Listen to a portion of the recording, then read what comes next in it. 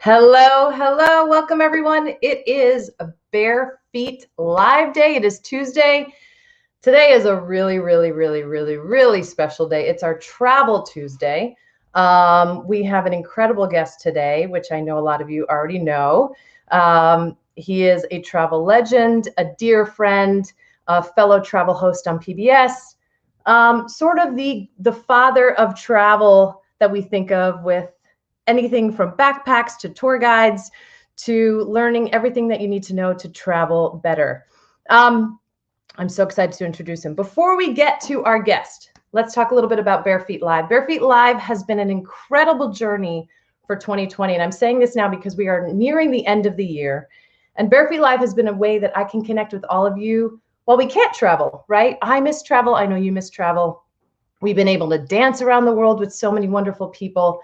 And we've been able to have some incredible guests, like today's guest, to talk about travel, what we hope travel will be in the next year and beyond, and just to have fun together and to really dream and think about travel. So I have a big announcement that I want to make before we bring in our guest. I just relaunched our Bare Feet Tours, where you can come travel with me around the world through dance, just like our episodes. And our first trip is to Ireland. It's one of my favorite places in the world. I am like geeking out today on everything Irish. I got my Riverdance 25th anniversary mug. I'm drinking some Irish tea. So I'm going to introduce my guest, but he doesn't know I'm doing this. And we can't have a Bare Feet Live without some dancing. So I hope you can hear this track. It's from Dingle, Ireland. Ladies and gentlemen, we have Mr. Rick Steves. Hey. Hello. Hello, Michaela. How are you doing? Nice to be with you. Good to see you. I brought this track on because this is a recording that I did at the Dingle Music Shop in Dingle. And I know you know Michael Haralahi. Oh, yeah. And we recorded that live for an episode. And I just thought, we got to start this off with, we'll do a little dancing in a little bit. How about that? Nice. All right. Everybody, Rick Steves. I mean, I don't know. You don't need any more introduction. You're like travel legend. You've been doing this for as long as I can think of travel. I'm so grateful for you spending your time with us today. It is Travel Tuesday, everybody, and it is Bare Feet Live, and this is just an honor to have you on here. So thank you so much. You are welcome.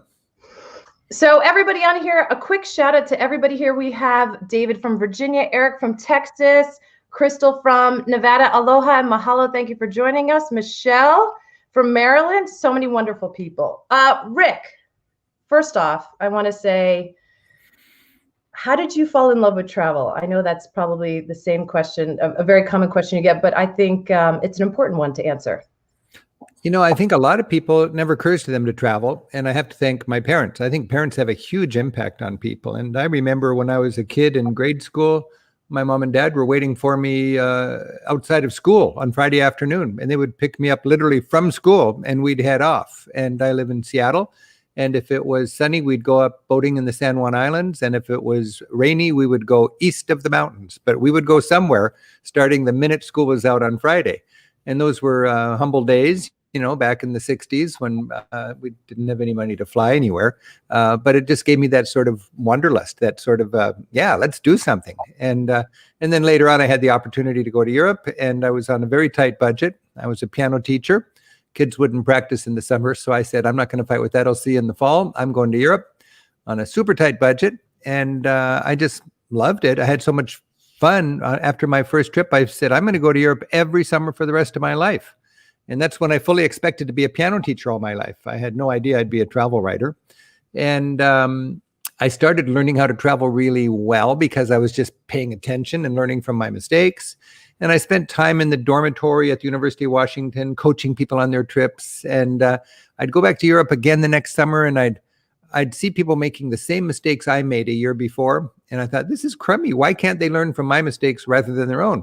And I took a class from a guy who was teaching people how to take the hippie bus trip from Istanbul to Kathmandu. Yes. And it was like my dream to go on this trip. And there he was the travel guru, and he'd done it, and he had firsthand experience. And this was back before there was a glut of travel information. Now there's too much travel information, and people like me need to curate it rather than produce more. And but back then, you were hungry for any information, and he had it, and I needed it. And he was lazy, and he was not organized, and he could care less about my trip. And it really offended me in a way that it inspired me to take the valuable information I had gained from my experience and share it with other travelers. So I saw what it was like to be on the receiving end of somebody who had information and didn't share it. And my trip was coming up and I needed it. And I thought, I'm going to do that for Europe. And I've just been having that attitude about it ever since I was a kid. And now I've got technology beyond my wildest dreams to amplify my teaching. And I've got a wonderful staff of 100 people to help me do what I do. And it's so fun, Michaela, because when I get a chance to read the journal of somebody who's a vagabond or a student or a backpacker in Europe, the magic of travel today is just as beautiful as the magic was for me back when I was a kid. And the fundamentals of travel are the same. The rewards of travel are the same.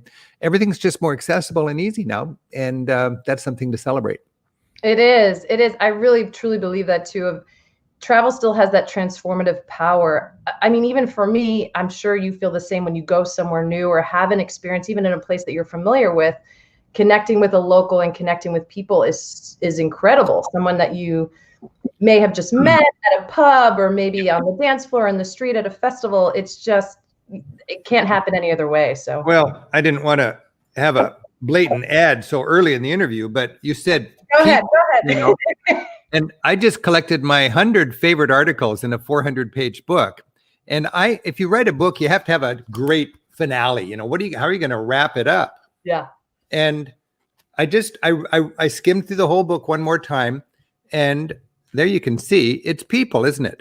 Yeah. It's people that distinguishes a great trip. Yeah. If I'm making a TV show, if I'm leading a tour, if I'm writing a guidebook, if I'm going on a family vacation, the mark of a good trip is how many people do you meet? Not how many cliches do you see on stage, but how many friends do you make? Not how many women in a dirndl that meet you at the airport or woman in a hula skirt that gives you a lay at Honolulu, but how many friends do you make? How many drinks do you share at a bar? How many of your preconceptions do you challenge? And how do you grow? And it's people to people. That's what carbonates the experience.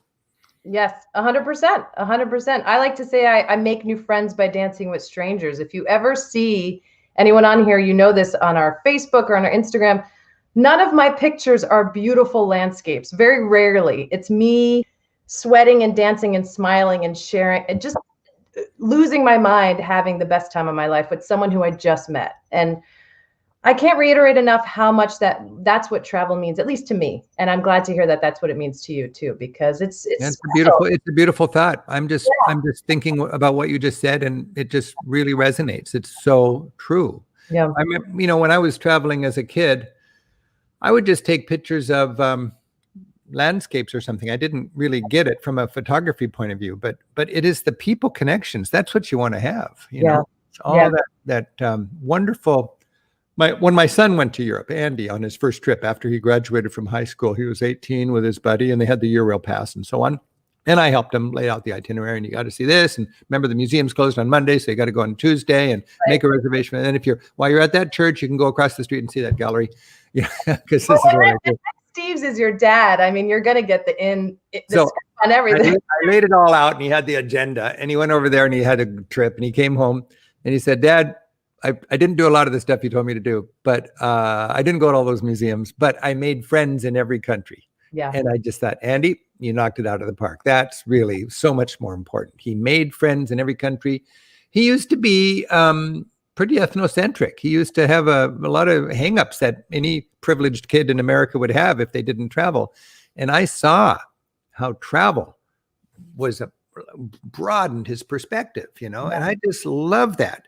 You can see it when I take people on tours. We've got this Best of Europe tour, and for 20 years I was leading this Best of Europe in 3 weeks tour, and you could see people struggling with change growing from within them as they open up to the world, and they realize the world's not a pyramid with the United States on top and everybody else trying to figure it out.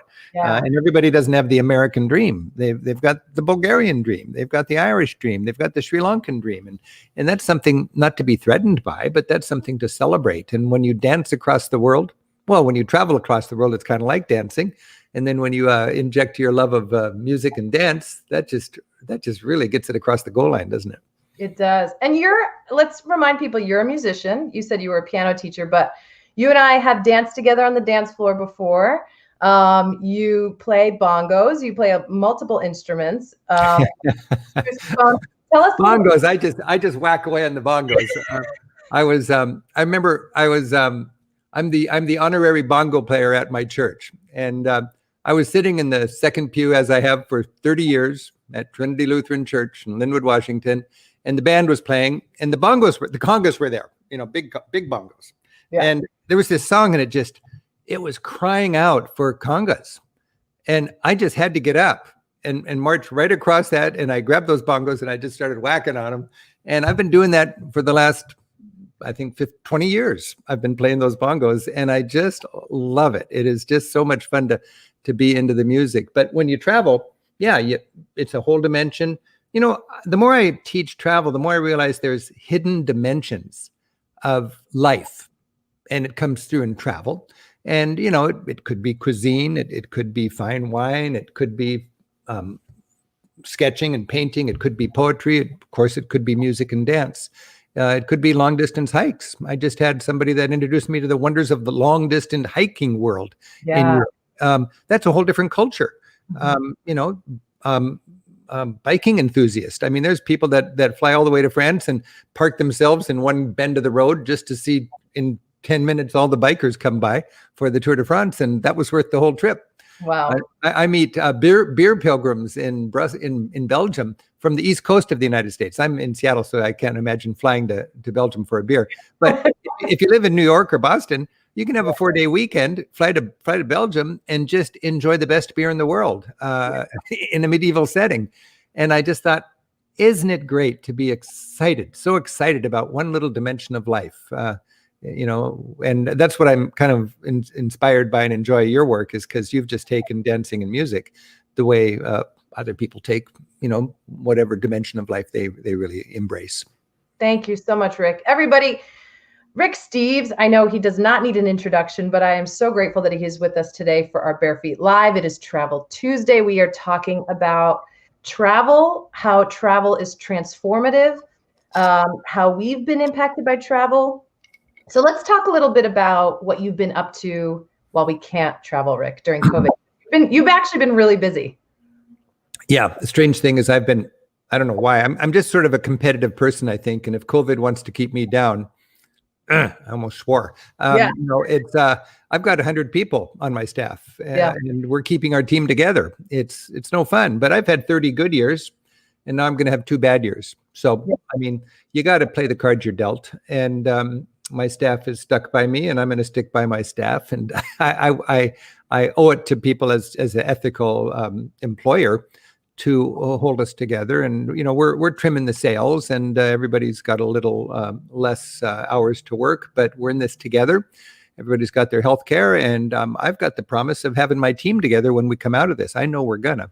Yeah. But during that time, I've been, as I said, just really busy. And the odd thing is, I've been getting more interest from journalists and magazines and TV shows and radio and all that kind of stuff than ever before, ironically, because I'm not traveling. It's the travel guy, and he's staying at home. What's he doing? Well, right. Just a few days ago, I was walking home from downtown, and I saw a snail on my neighbor's fence, and all I could think of was escargot. I'm just so hungry to be traveling. At the same time, traveling. But at the same time, I have really developed this, refined this philosophy of employing the traveler's mindset while you're not able to travel. And it's reminded me a lot of people can't travel for many different reasons, and we're very privileged to be able to travel. But what I've been thinking about is, what is a good traveler? A traveler is positive. A good traveler is curious. A good traveler is not judgmental. A good traveler, when they take a surprise, it can be positive serendipity or negative serendipity, but they go for it and they turn it into something good. A good traveler wants to get out of his or her comfort zone and become have a broader perspective. after all, I've just been thinking about all these ideas are coming to me. Culture shock. That's the growing pains of a broadening perspective. Yeah. There's so many things that you can focus on, and when you love travel like you and I do, it becomes a bigger part of our lives than it might be for somebody else. But now, this last year that I've not been able to travel, I've got a partner who is totally different in her joys and so on compared to travel. She's not much of a traveler, but she is just great at living right here in the moment, and enjoying having dogs. I read that article. It's wonderful that you found a partner during this time, or right before COVID, and you guys have grown together and oh, what a blessing, man. I'm glad I'm not just living in a cave. You're all alone, but she's a great cook, and I never turned on my stove hardly in 10 years in this house, and now all of a sudden I'm excited about putting on that apron and seeing what's the inventory in the fridge and whipping something up. It's not rocket science, and I'm certainly nor gourmet, but it's a new dimension. And I realized I never really enjoyed, going to the market. Now I understand why people enjoy going to the market. Right. I mean, I'd go to the market to see people and that sort of thing, but actually to get excited that, these mushrooms are in season now, or what happened to the peaches, or, this is the time to get that. And when I'm in Italy, people sit down and the conversation is the food, we've never had this before Easter. What's going on with the climate? Or I love the spices he put on that. Or don't you think it would have been better to have this with that? And this wine is a beautiful marriage with that. And we do that. And it's a dimension of living that is just as important as dance or travel or music or whatever. And I just love to make that weave of our lives a little more interesting. And I think this has been a good opportunity for me to step back from travel for a year, to really focus on different things. I've been thinking about the fragility of our environment. Yeah. I've been thinking about the importance of science. I've been thinking about the importance of good governance. I've been thinking about the huge gap between privileged people and not privileged people, and the importance of being part of our communities. A good community doesn't just happen. There are people who sit in meetings putting up with all sorts of crap from people that don't sit in meetings to try to sort through our challenges in our societies, and it works. We have a lot to be thankful for and a lot to be good stewards of. And that's all, I hope, what I consider a Corona bonus. And when we come out of this, we're going to be traveling again, and, before we know it, and we're going to be looking back at this year. But I think I'm hoping that 2020 is a year that we can learn from in the long term. Well, they're saying 2020 is sort of a clear vision, right? As in 2020. Oh, yeah. Well, that's a good. Well, I thought 2020 was going to have all sorts of nice parallels with that. I certainly hope that we do. To me, what I've been reminding people is 2020 is the 1940 of our lifetimes. I always like to use this sort of illustration that you can't live your whole life without having something derail your plans for a year or two. That's just human history. Mm-hmm. And I'm 65, and there's been nothing that's derailed me. I mean, nothing's impacted me in a way that a big crisis like this has. Right. 9/11 didn't touch me. The Great Recession of 2008 didn't bother me. I've just been able to skate right through this. But right now, this is the equal opportunity crisis. I mean, so many of us are just scuttled for a while. And, patience is not an American forte. It's certainly not a Rick Steves forte, but right now, patience is my middle name. I'm very comfortable not making money. I'm very comfortable not traveling anywhere. I'm thankful that with virtual get-togethers like this, we can be out, quote, speaking, because when I'm not in Europe, I spend 100 days a year in Europe. When I'm not in Europe, I'm usually jetting around the country giving talks, which I just didn't realize how much I love until I couldn't do it. Right. So this is a good time to just pause and recognize that there's very fundamental parts of what makes a community work and what makes a life well lived. And it's a good time for those of us who are travelers to employ that traveler's mindset right here at home. I love that so much. I love that. Also, you spoke about you miss speaking, but you recently started Monday Night Travel, right? Can you tell us a little bit about that? Yeah, it occurred to me every Thursday night we would have a class that we would host in my office just down the street, and we'd have set up 80 chairs, and we'd take turns on my staff giving a talk for 80 people, and it was well worth our trouble, and we enjoyed hosting 80 people, travelers, for that, and sell a few books and so on. And then we haven't been able to do that. I thought, well, we could have a weekly talk or travel class, and it can be huge because of a webinar format like what you're doing right now. And and I thought, let's just have some fun and give some competition to football, Monday Night Football. So why not Monday Night Travel? Yeah. And we've been doing that now for a month, and we sell out 2 shows. It's free, but you got to get a spot because we can accommodate 3,000 households per gig. Wow. So, what is it? Couple nights ago or last night? It was just last night, wasn't it? No. Yeah, I know. I can't keep track of it. But we did our Nile TV show, and I've got 8 new shows for this new season. They just debuted last month. And I thought, I've always wanted to sit down with friends and with my finger on the pause button and say how we filmed that.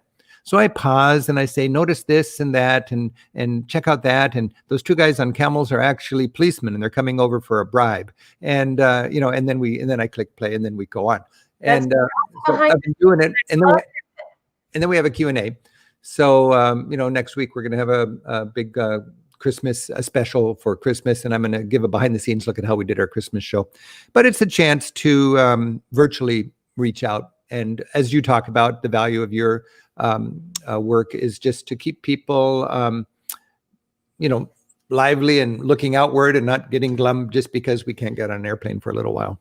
Yeah. And that's a good reminder too, I think, is you don't just explore Europe. You're known, obviously, Rick Steves Europe, but right. You're a traveler. You go around the world. Yeah. I try to, I was just in, this is my whole office right here, so I got everything at my fingertips. Great. But this last year, we did Hunger and Hope, Lessons Learned in Ethiopia and Guatemala. Huh. Now, I certainly don't travel a lot outside of Europe, but when there is a challenge that I think caring, smart Americans are steep on the learning curve, and for whatever reason, they just haven't really had a chance to get a take on that. I like to tackle it from a traveler's point of view. So I go there and I produce a TV show about it. We did our 1-hour show about fascism, how Europe learned from fascism a century ago and why we should be learning from it now. I did a 1-hour show on Iran, just because I think it's good style to know people before you bomb them. Yeah.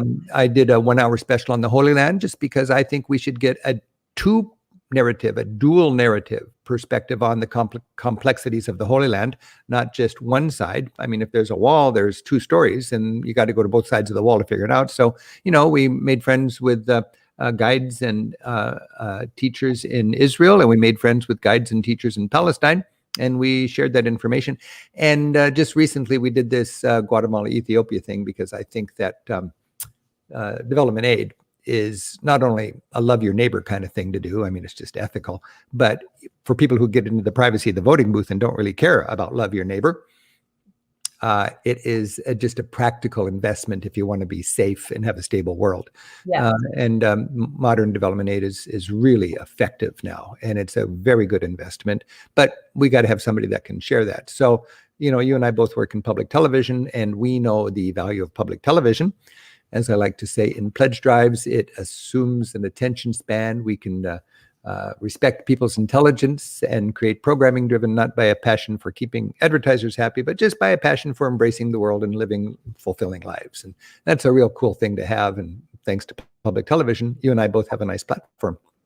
We do. Let's talk a little bit about being part of the PBS family and public television family and create, because it is something special. And especially during COVID, let's not forget that all the local public television stations and PBS stations have sort of picked up the slack or helped with the immediate collapse of the education system that happened in this country. So we've had a lot of families who've been using our programs to help teach their kids.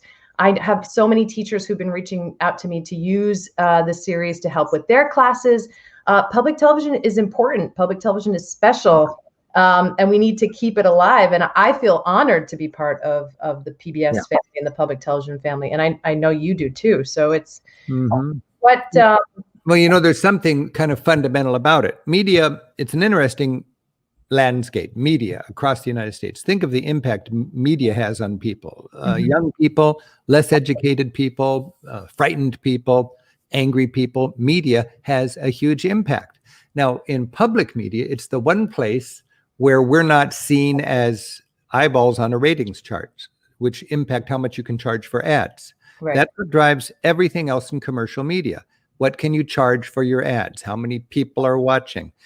In public media, create, PBS, public radio also. Right. It is, we are seen not as data on an ad chart, but as neighbors and fellow citizens.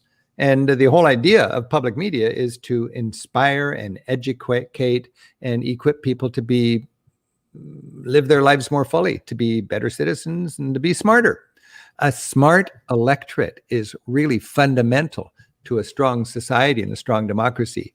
When you have a dumbed down electorate, it's dangerous for your national security. Yeah. I mean, and it's so odd that so many people are threatened by public media. Well, if you're threatened by public media, you're threatened by the truth. You're threatened by thoughtfulness. You want dumb customers rather than smart citizens. That is a big challenge. And that's why I spend so much time working to help support public broadcasting, doing pledge drives and talking it up. And I know you're very in sync with that kind of thinking, Michaela. But we know how it works because we know the beautiful people in public television stations all over the country. Yeah. And they're all together on this wonderful mission that we can inspire people to embrace and celebrate diversity, get out of our comfort zones, to realize that the United States is 4% of this planet. We're really a cool 4%, but there's 96% out there, and it's good to get to know the neighbors. It is. It is. What made you, how did you get into television? If because you're the face of PBS and public television and public media, especially in travel. And what I love is the Rick Steves brand has exploded into other products besides just your show. You have your tours, you have your books. I have a bunch of your books. I have your backpack. What made you decide to go that public television route and public media route?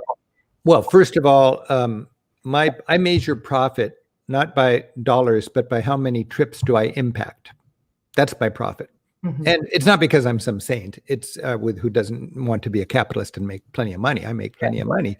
But if you're honestly interested in impacting people in a positive way, of producing something that is of value, and then sharing it generously and cleverly and creatively and well-designed in any platform you can, you're impacting more people.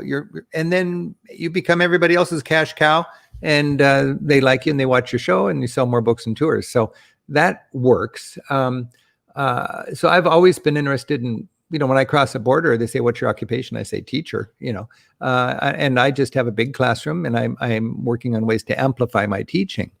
When I look back on it, I just loved talking about travel and sharing lessons I've learned in my travels. My goal is to go over there and miss and miss and hit and miss and hit and miss and bring home the hits, and then design those hits into a book or a tour or a TV show so other people can consume that information and then have a better batting average on their trip. We Americans have the shortest vacations in the rich world. We don't want to have a lot of misses. We need to make the hits. So this is what my calling is. And then I was just thinking about this the other day. So many caring people have told me, "You should do this." And my first reaction is often, "No, that's crazy. I can't do that." And then I think about it and I go, "Oh, that was a good idea." Because I was just giving talks to anybody who, at a library or travel agency or at a Rotary Club or whoever would have me give a talk. And then one of my aunt said, "You should write a book." And I thought, "Aunt Wendy, that's really crazy." And then I thought, "No, you're right. I should write a book." So I wrote a book, and that wasn't a bad idea. 1980, Europe to the Back Door, my first book, and now I've got about 100 books out. Later on, thanks, Aunt Wendy. Yeah, Aunt Wendy. Later on, a friend of my mom and dad said, "You should take tours." I thought, "Take tours? No way. I'm over there just on my own, And then I thought about it. I go, "Yeah, it's not a bad idea." So I started driving minibuses around.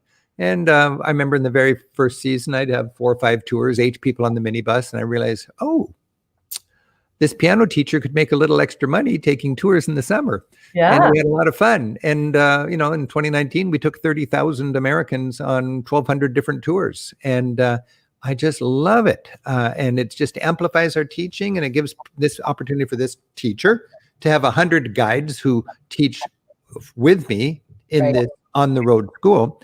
And then, long-winded answer to your question about the television, somebody came up to me having enjoyed my talks and said, you should make a TV show. And in fact, they made TV shows. So and they were connected with public television. And there was a flurry of interest in that in the late 1980s. And finally, I met this one gang, and they had a company called Small World Productions. And I liked them, and they seemed able to get the job done. And they were true blue as far as my philosophy about travel. And we worked really hard, and we had a pilot series, and we got the show off the ground. And I did, I think, 4 or 5 seasons with them. And then since 1999 or 2000, I've been doing my own production company. And every 2 years, like clockwork, we bring out a new season, usually 12 or 13 shows. This year we had to truncate it because we had scripts and the crew booked and everything to do 2 shows in Poland and 2 shows in Iceland. But of course we couldn't do it. So we only had 8 shows this year, and they just debuted. But every 2 years, like clockwork, for 30 years now, I've been bringing out a new season on public television. And for me, as a teacher, it's just the perfect way to amplify my teaching. And if I measure my profit by how many trips have I impact, hey, I'm having a profitable year. Even this year, when I'm doing the opposite of making money, I'm having a profitable year because our content is being amplified all over the country with radio and TV shows. And I'm feeling really energized by it. So it's a fun sort of business philosophy. And I'm a lucky entrepreneur who can keep that together. And we're going to get through this COVID time. I am worried that I've got enough. I'm a privately held company with enough money from 30 years of profit to get through 2 bad years. But a lot of small entrepreneurs and mom and pops and idealistic companies and TV producers and so on, it's a tough time because they don't have the capital to still be standing when this is done.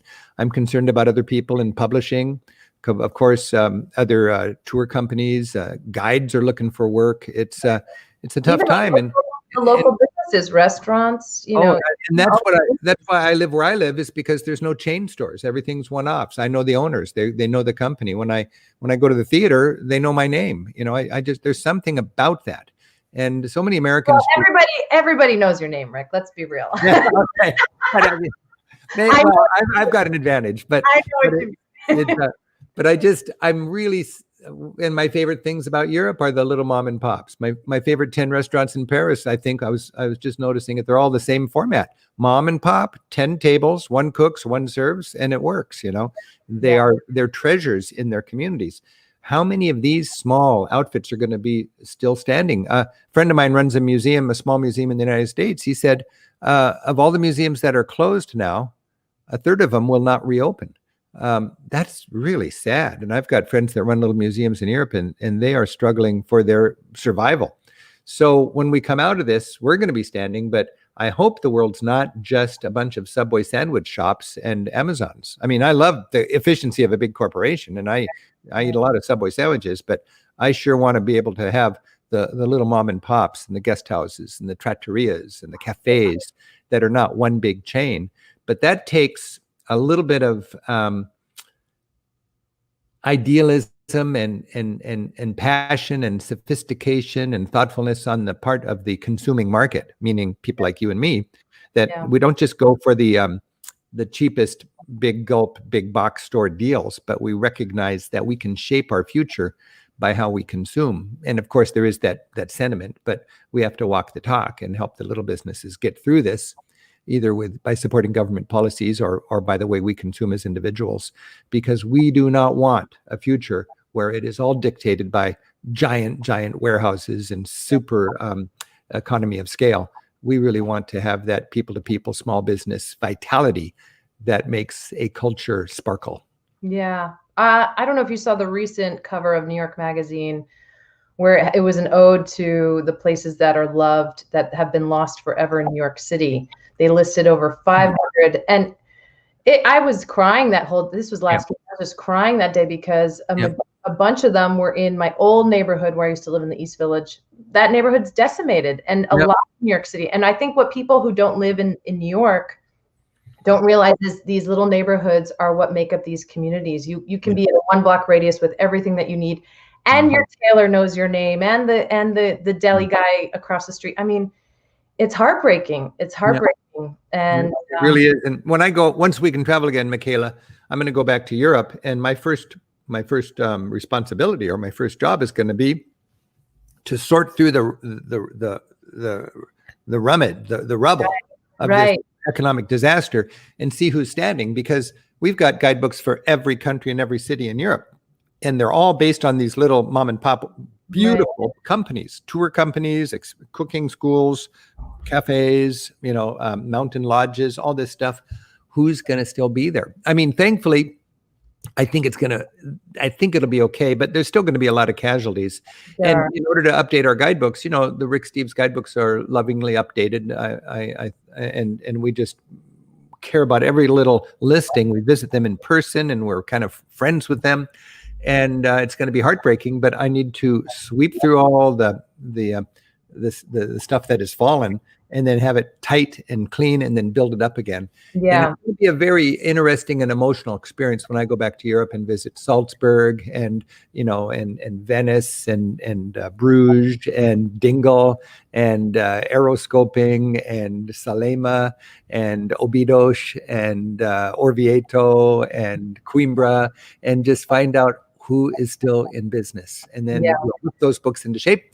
And then as travelers, we'll re-inject that energy into the economy, and we'll have our travel dreams. And I think things will grow back. I'm feeling right now. I'm feeling pretty positive. I mean, just yesterday, we got sort of formalized the fact that we have a president now who believes in science, who wants to play ball with the rest of the world, that wants to join the family of nations. This is good news from the world's point of view, and I think from the United States point of view. We've also got a vaccine. I knew we'd get through this. No pandemic's going to last forever. But I felt for months, I felt like we were in a tunnel and I couldn't see a light at the end of it. Yeah. Now, I mean, you're in a tunnel, that somewhere there's an end of it, but now I can see the light. You can see that sparkle. Yeah. The person to get a vaccine in the United States was yesterday, a nurse in Queens, I think it was. So that's so very hopeful, very positive, very invigorating. I feel there feels like there is this hope that's coming through. For everybody joining us, we are with the legendary Rick Steves, traveler, ethical entrepreneur, philanthropist, and now at home, like we all are. We're all at home. But I'd love to talk. You mentioned Dingle. Now, I have to say, Ireland is probably one of my most favorite places in the world. I have family in southern Italy, and when you were talking about, going to the market and buying things in season, what we used to do, and when we go back, every weekend or every couple days, actually, a little village would have a festival based on a dish. So like, there's broccoli and beans festival one night, and then there's the tripe festival. And I mean, I grew up, food was the focal point of our family, our culture. It's just how things work in Italy. But what I love about Dingle is there is a beautiful food culture in Dingle. And not a lot of people know that Ireland has such incredible, fresh, local food. Can you talk a little bit about Dingle? And I love it so much, but what do you love about Dingle? If you're as old as me, you remember when it was just mushy peas, soggy, fat French fries, and greasy fish. And it was, breakfasts were a plate of cardiac arrest. It was just a heart attack on a plate, they used to say. There was no diversity. It was depressing. And the same thing was true with England. Your face got so sad there. But now, and this happened, I think, 20 years ago, during the Celtic Tiger economy, when Ireland was just booming, Right. all of a sudden there's this amazing food culture. And Ireland has always had a kind of a alliance with France. It seems like, I mean, your neighbor's neighbor is your friend. You have a mutual enemy in the middle, England. And, so Ireland and France have been collaborating in a lot of ways. And from a cuisine point of view, there's a wonderful fusion there, which I think is exciting. A lot of Irish people traveled. And I know even in Dingle, a friend of mine runs a little restaurant there, the Global something or other. But Martin Beelan, Chef Martin Beelan, we love him, the Global Village. There you go. Yeah. We love Martin. He's actually going to be running our walking food tour when we go to Dingle for our trip. He's wonderful. And I remember when he started his restaurant, and he was just a backpacker that came home and had all these great ideas. And I just love that. Yeah. All over. And, my favorite country is Italy, but I always call Ireland just Italy with rain. And the nice thing about Italy is the nice thing about Ireland is you have the sensation that you're understanding a foreign language. So you get to talk to everybody. If you're a monoglot like me, that's a real cool thing. Right. And then also the Irish love to talk. And as you know, so that's good. But so I just think there's been a real food renaissance all over Europe. And one thing I'm kind of excited about is what I call second cities. You don't just go to Dublin, go to Belfast. Don't just go to Edinburgh, go to Glasgow. Don't just go to Bath, go to Bristol. And these second cities, that's where you have very cutting edge, turn on a dime, enthusiastic, risk-taking, entrepreneurial food adventures going on, creativity. And it's just a delight to be able to enjoy that. It's certainly affordable. There's nothing pretentious about it. And it is great, great quality.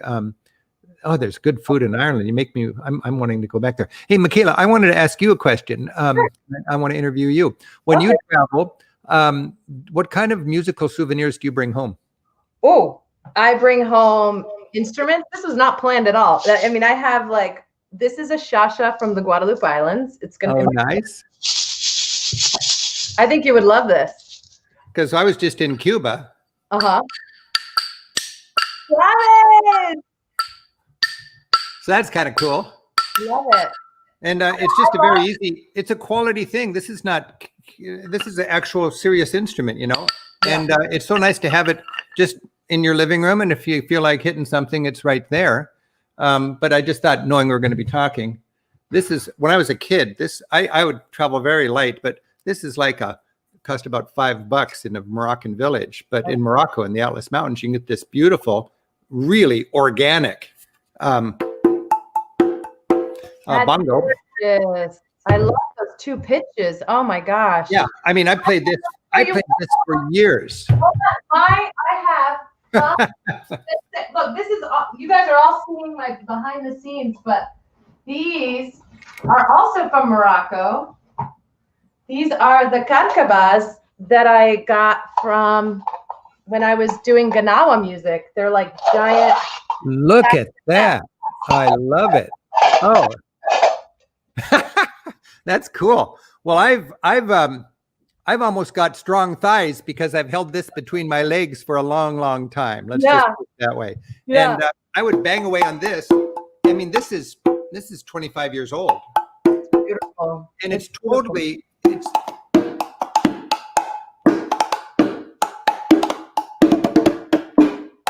And it's just, I love it. It's nice. But then I actually spent $60 or $80 and I bought those fancy professional modern bongos in the back there. And boy, what a difference. That was nice. But there's something sentimental about the ones you picked up on the road. Yeah. But on my very first trip to Europe, when I was 14 years old, I bought this trumpet. Do you see the rotary valves there? Yeah. Not normal, how ethnocentric am I? And an American style trumpet would have piston valves. Right. But this has rotary valves like a French horn. And this was made in Czechoslovakia during communist times, you see. And it's got a beautiful cornet sort of sound. But I was the odd kid with the funny trumpet when I was in 10th grade. But that was a fun souvenir. Something else I would always buy would be called Henley editions, the finest music editions in Germany. Oh, right. That's what's that? I said, yeah. No, I'm familiar. the Henley editions, and they're just so beautiful. But it's so fun to be able to take your love of music with you on the road, isn't it?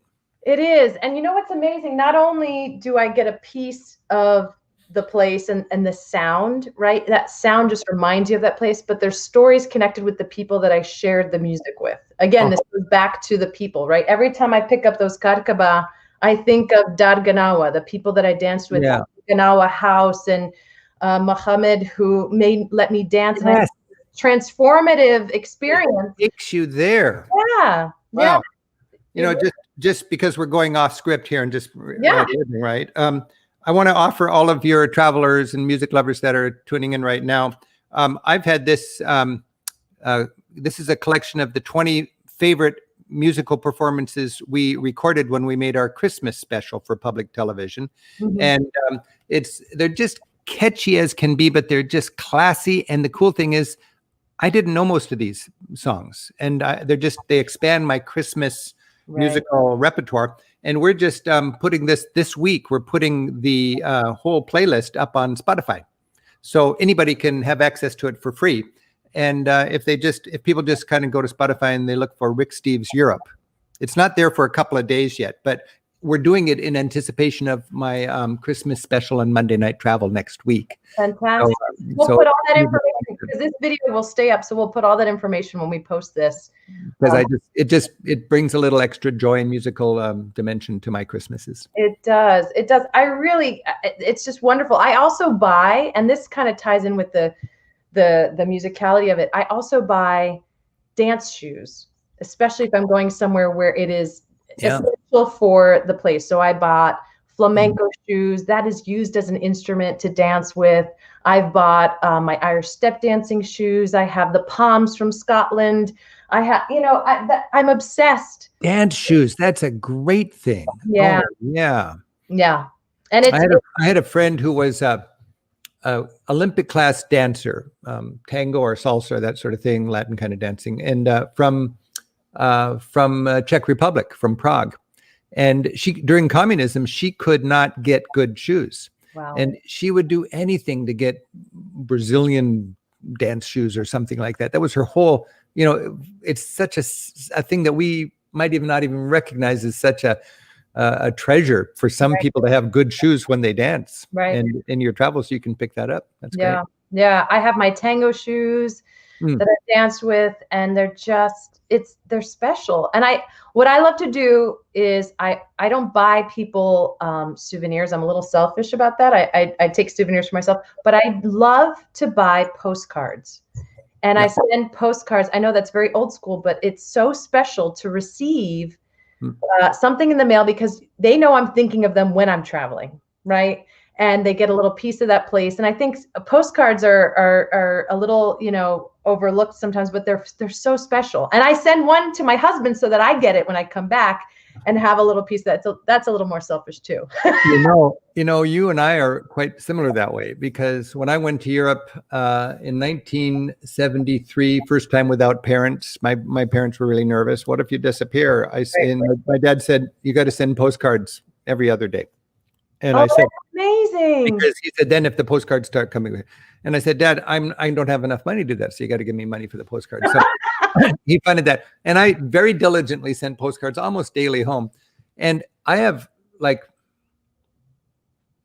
numbered, they're cataloged, over 100 postcards, and they're written so densely that you almost need a magnifying glass to read them. Right. And I've been going through my old ancient journals and stuff like that. But before I ever wrote journals, I sent postcards as a journal, just like you. Yeah. And it's a candid, intimate little report on what's going on with a photograph of where you are.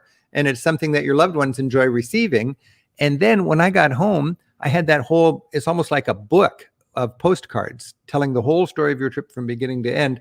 And now it's one of the little sentimental treasures of my life to still have that.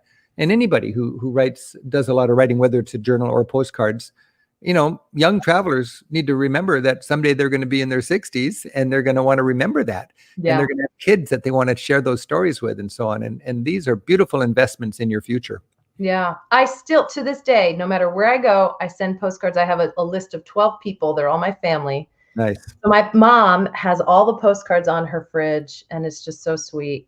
But they appreciate it because they can't always travel with me. I So used to put a little bit of whatever I was eating under the stamp. I would put a little sauerkraut under the stamp.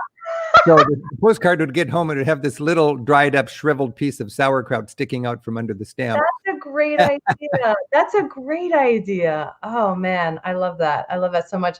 Everybody, we are with the legendary Rick Steves. Rick, this time has just flown by. Okay, I promised we would open this up for questions. We have wonderful people on here. If you have a question for Rick, just post a comment in the comments box, whether you're on Facebook or YouTube. We will pop it up and Rick will answer. But we are so grateful that all of you are joining us. We're so grateful for Rick for being here.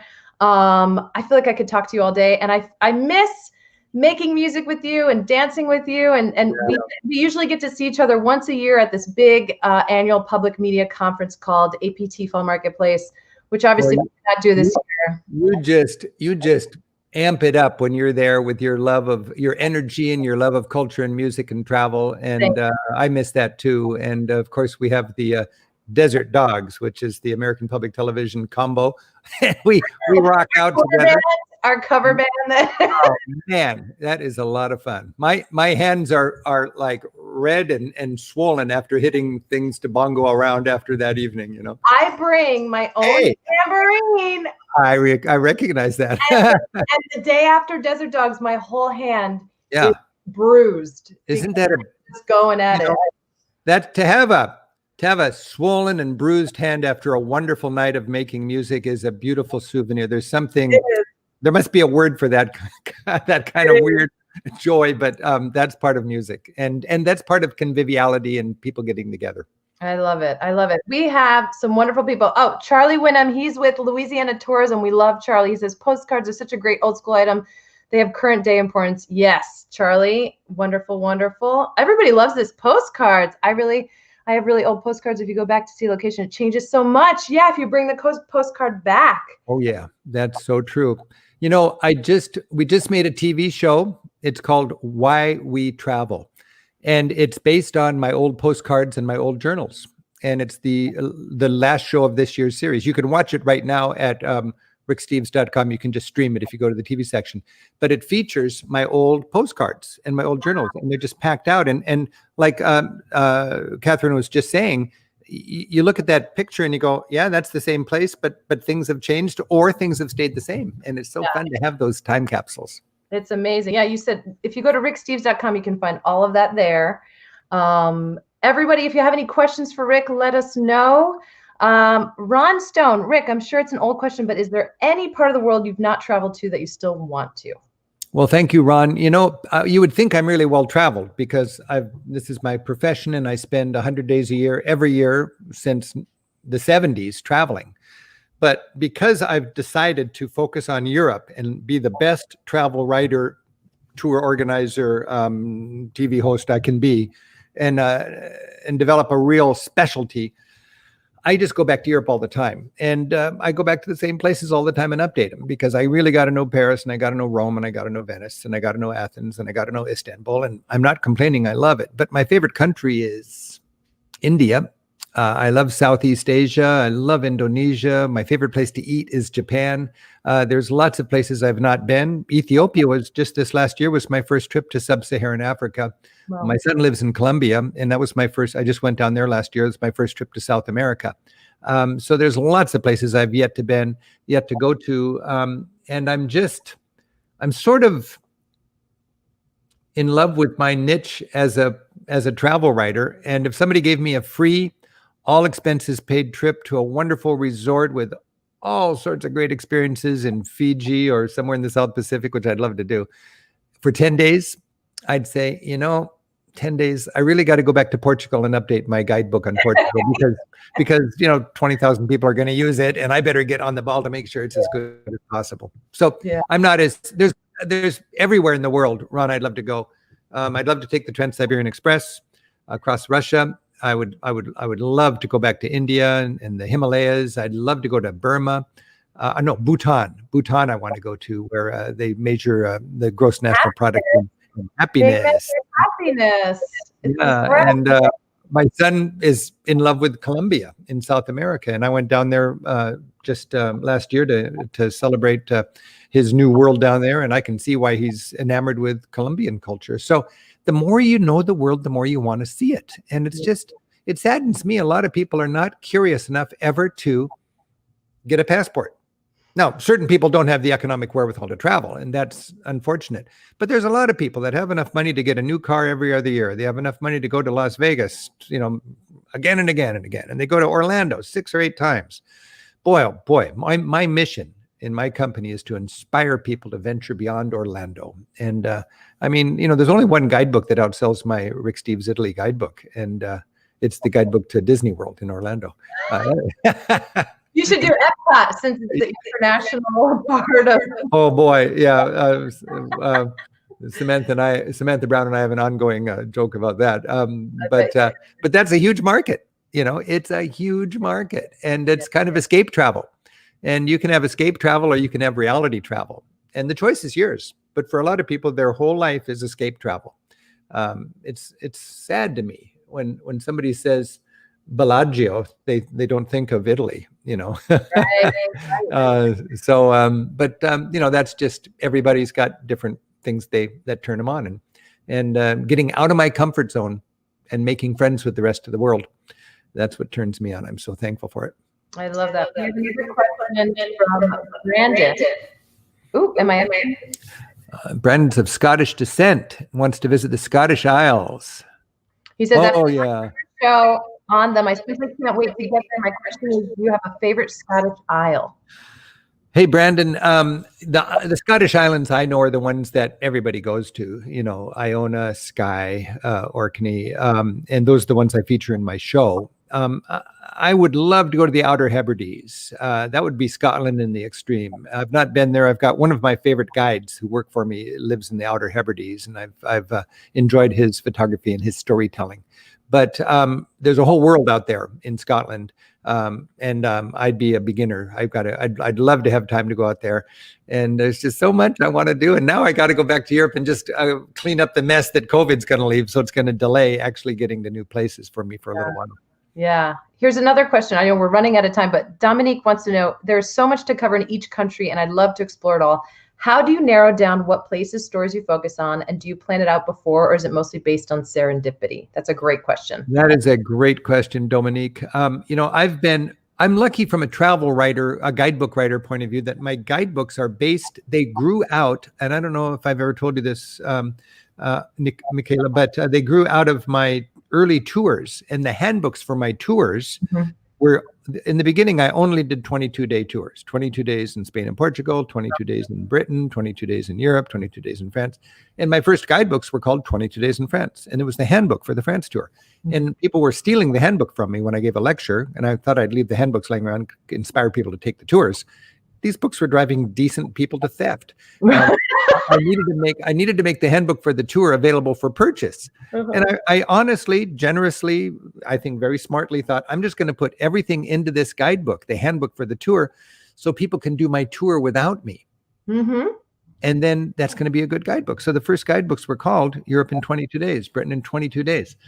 And it was exactly the route that we did on our tours and how to do it. And what helped me was, over the years I led those tours, I find out how many hill towns can a mortal tourist continue to enjoy. How many Madonnas and children does a typical mortal American tourist get excited about? Because we get burned out after a while. So I would experiment and find out just what were the best villages in the Cotswolds and so on. But the point is, that was way, way back. And I got into a very strict route that was really proven. And since then, I've really pretty much just been committed to that.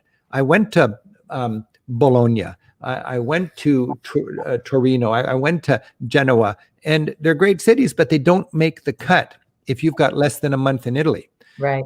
And what I do, which is one of my secret tricks to be a successful travel writer, is I don't rave about everything. I understand Americans have the shortest vacations in the rich world. And you're not going to help anybody by saying, yeah, that chocolate's to die for, and you could spend a lifetime in Florence. Well, that chocolate's not to die for. There's better chocolate here. Right. And I'm an American. I've only got 1.5 days in Florence. I don't have a lifetime. So let's get down to brass tacks here. Tell me, how do I how do I use my time smartly? It's such a blessing for somebody to say, if you got less than a month in England, don't do Oxford and Cambridge. Do one or other of the great university towns. And this is the pros and cons of that. And that's the pros and cons of that. So for most people, you could say Cambridge might be the better bet and then focus just on that. So I try to figure out, I assume people only have a month.